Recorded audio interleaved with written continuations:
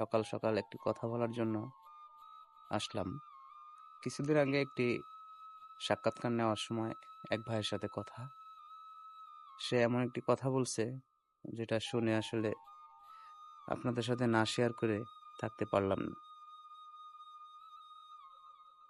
কথায় কথায় অনেক কথা হয়েছিল তার সাথে, সে লাস্ট ছোট্ট একটি কথা আমি সেটাই বলবো।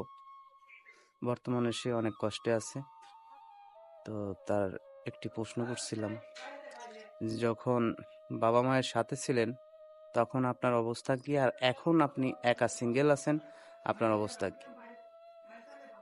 সে বলল, যখন বাবার ইনকামে চলতাম তো কখনো ক্ষুধার্ত অবস্থায় ঘুমাইনি, আর এখন নিজে ইনকাম করি, অনেক সময় আছে ক্ষুধার্ত অবস্থায় ঘুমিয়ে যাই। তো কথাটা বলার উদ্দেশ্য হলো, মা বাবা কি জিনিস, মা বাবা যে আল্লাহর কত বড় রহমত।